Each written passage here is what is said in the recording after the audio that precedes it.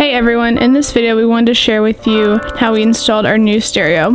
This really isn't the type of video you'll find on our channel, but we noticed that there really isn't a lot of information out there on how to install an aftermarket stereo in a Sprinter van. All products, materials, and any other useful information will be in the description below. So let's get into taking this thing apart.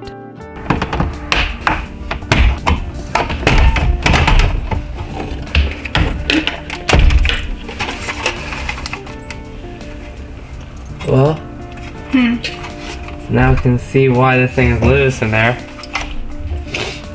The holes here are both broken off. See how it has the screws there? Yeah. These are both broken off.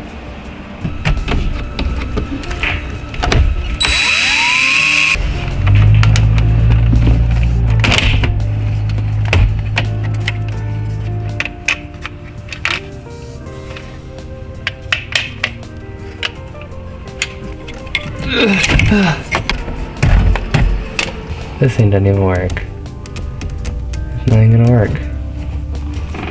I just tested all of these. There's no constant power. We could have easily bought an adapter for our wiring harness, but we just like to make our lives more difficult. And the one we considered will be linked below.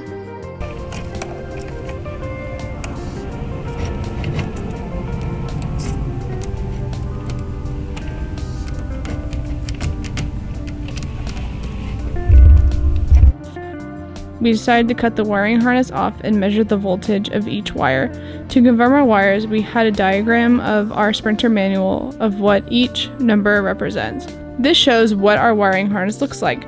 The positive right front speaker is in the third port and it is yellow. The negative right front speaker wire is in port 4 and it is blue. Our positive left front speaker wire is purple and it is in port 5. Our negative left front speaker wire is brown and it is in port 6. The lower half is for everything else. So our big ground cable is in port 8 and that is a very big brown wire. Our positive battery wire is in port 4 and that is red. Our power antenna wire is in port 5 and it is black and yellow. Our dash dimmer wire is number 6 and it is brown and red. And on the manual it says that number 7 is the 12-volt ignition wire and it is small brown.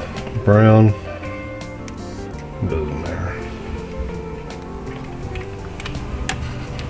I'll do it on this side so it pulls that way.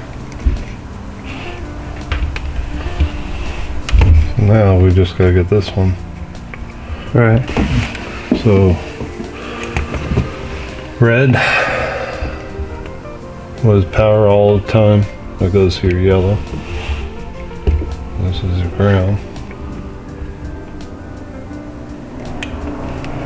Let's plug it in before we get too excited. There you go.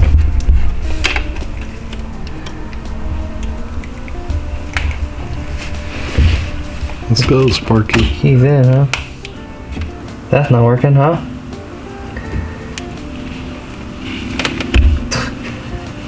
Is there a better way to do this? I got nothing now.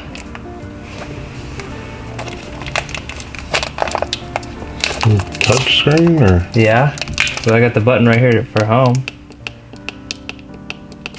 You got a key on? Oh, that's why you got nothing.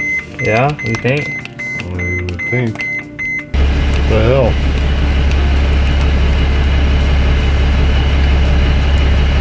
Red and black and we are on ground, right? Yeah, black is ground.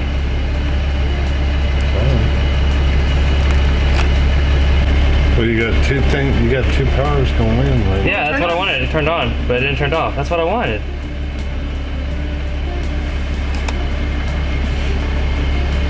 There it is. So that clearly is not ignition, or it doesn't work like that, at least. It's nice. Sounds good. I left a car scanner hooked up to the OBD or diagnostic port on the van. So I left that overnight and we came back the next day and the car was dead. What would you rate this? So easy, but you need the right tools. Oh yeah? There you go. Now that we know what each wire means, we can now connect them together. Our red 12-volt battery wire will connect to the yellow stereo wire. Our black-yellow power antenna wire will connect to the blue and white stereo wire. Our brown-red dash light dimmer will connect to the white and yellow stereo wire. We ignored the small brown 12-volt ignition wire. Our big brown ground wire will connect to the black stereo wire. Therefore, our yellow right front positive will connect to the gray stereo wire. Our blue right front negative wire will connect to the gray-black stereo wire. Now on the left side, we have our purple left front positive wire that will connect to the white stereo wire. Our gray left front negative wire will connect to the white and black stereo wire. Easy enough. Yours could be different, so please double check before you connect your new stereo wires together. I don't know, there's so many, this like whole fucking bundle of wire, like holy shit, there's so many wires in here, it's ridiculous.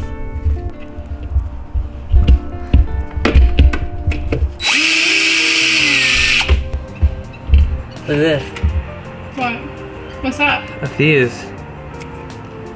A 20 amp fuse. I think that's to the lights. Okay, well maybe we got a little ahead of ourselves. Dylan, let's go back because we're missing a wire. So this is where things get a little complicated. We had to run the red wire from the stereo down to the fuse panel in the driver's seat. The reason we had to do that is so that whenever the ignition turns on, it turns on a relay in the fuse panel, which then sends power to the stereo to turn it on. If we didn't do this, we wouldn't be able to use our stereo in the van because the van uses a CAN bus messaging system to turn on the stereo. If you don't buy a CAN bus compatible stereo, then this is kind of a method you can use to send power to the stereo without using CAN bus.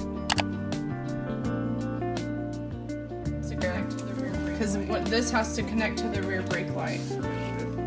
Yeah, but this has to connect to the radio, so it has to go to the radio. So this all has to go to first, and then we go back down. Yeah. That where you went through? Yeah, that little... It might be a little trickier, though. Because it's kind of narrow. Watch out. No, I see it. Make sure I don't cut our... Should we do another one? One small, right? That'd be big.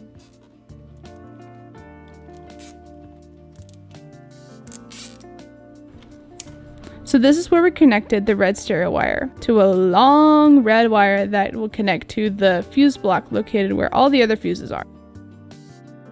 So now let's just connect everything together. This should be a piece of cake. So it's really important to have strong connections with your wires because you really don't want them to come apart with all the vibration in the car. A great way to do this is to solder your wires together. Regular connectors, like butt connectors, can work too, but soldering is a lot better. Well, maybe not everyone has the touch to connect their wires with solder.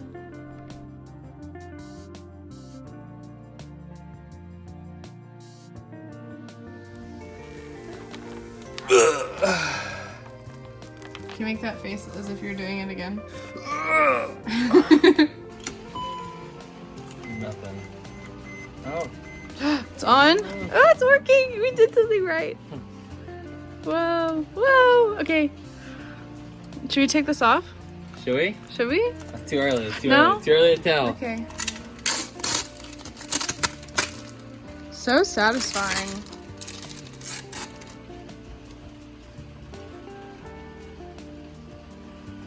Did you connect it? You didn't. Oh, you didn't it's not connect it. I knew I was missing something. Wow! I did it! Oh my gosh! I see you, car. I see you.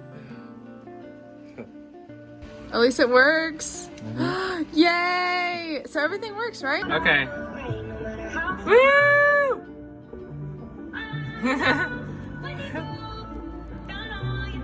Okay, so what we did was it wasn't going all the way when this was already screwed down. So we had to unscrew it. Yeah. And then, how would you describe the next part? I don't even want to undo it. I don't even know if it'll we had to feed this little groove. Yeah. Little. Mm-hmm. And then like a dowel. a dowel. And then we kind of had to force it to go back and then slide this way. Yeah. But we did it, heard a loud crack. Nothing's broken, and we're good. Okay, now I got that thing on. So now this just snaps in. Hopefully, it just snaps in.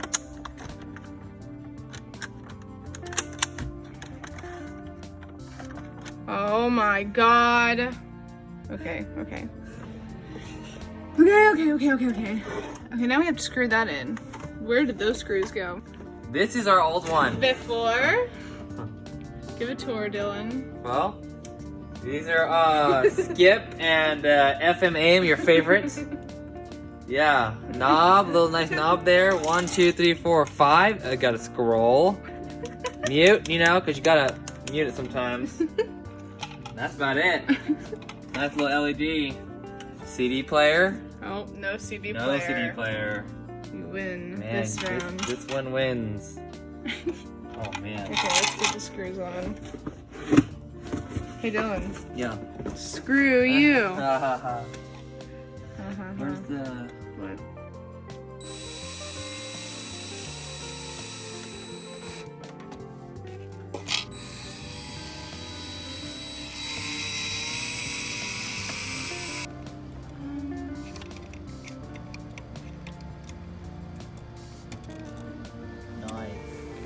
Our mic is right there. Snap that bad boy back in. If you can. We hope you enjoyed this video. It was challenging, but we think anyone can really do it. We saved close to $300 by doing it ourselves, and honestly, if we can do it, anyone can.